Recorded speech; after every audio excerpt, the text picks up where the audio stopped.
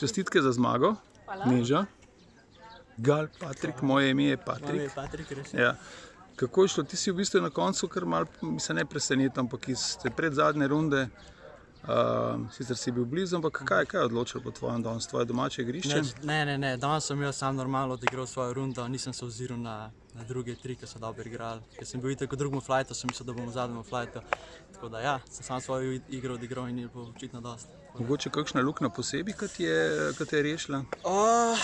Ne, vse je bilo tako, res da sem full greenov falil, pa sem pa rešil, ampak ni bilo nič kaj tako, da bi rekel, dodatnega. Neža, ti si prvi dan mogoče malo pod pričakovanji igrala, oziroma za nas, kaj pa potem naprej je pa kar šlo, vidim, ne? Ja, nisem normalna igra, tako da, ne vem, nič posebnega, nisem nič pričakovala, nisem se ozirala na zmago, na drugo mesto nima veze.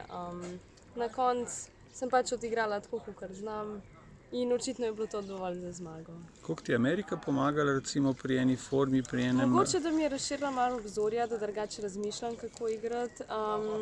Da bi kaj bolj napredovala, se mi trenutno še ne zdi, ampak imam pa definitivno drugačno mentaliteto, kot sem imela predtem. Kaj pa te pull-upi zelo pomagajo? Ja, to pa seveda, brez tega pa ne gre. Pa tvoje zvrst glasbe tudi? Ja, to pa seveda, to pa mora. Hardstyle pa je. Čestitke še enkrat, kaj naprej? Ja, naprej pa nič. Zdaj moram še tole slovaško odigrati, pa evropsko, pa se pripraviti za svetovno, da prijem. Neža? To je to.